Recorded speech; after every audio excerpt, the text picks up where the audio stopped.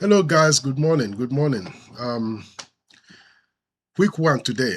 In my next video, I'm gonna be doing practical SEO demonstration, showing you with my screen how it works. But let me talk about something right quick this morning. Um, let's talk about what is evergreen content and trending contents. What are the advantage and the disadvantages of evergreen contents and trending contents? First of all, let's start from trending content. Trending content is better and is good for you that is just starting as a new content creator that want to grow very fast. You want to grow your page very fast and get monetized and to start making money. If that is what you want to know more about trending content. And trending content is news stories. What people are searching for right now is usually news stories. Like, yesterday, this morning, we heard about a shooting in Austin, Texas. That is what is trending. And you could go to trends, google.com, to look up what is trending right now. When you go to trends, google.com, you could select um, 4 hours, what is trending in the last 4 hours. You can also select your country.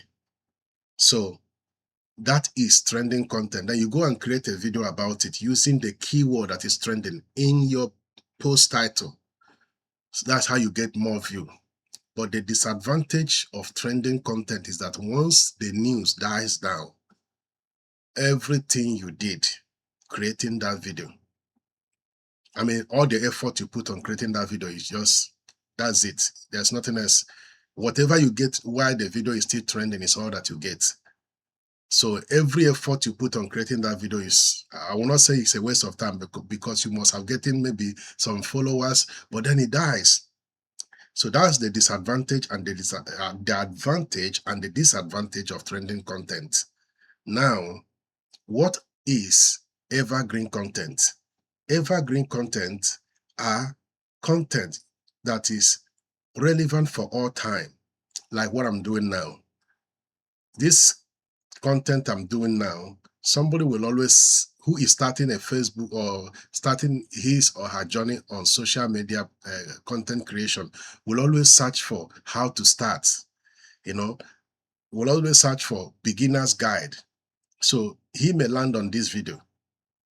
Maybe after 2 years or 3 years or 5 years after I made this video, that person may land here to learn, because I'm gonna still have this caption on this video, and when I'm posting it on Facebook, it's gonna have the caption beginner's guide and all that.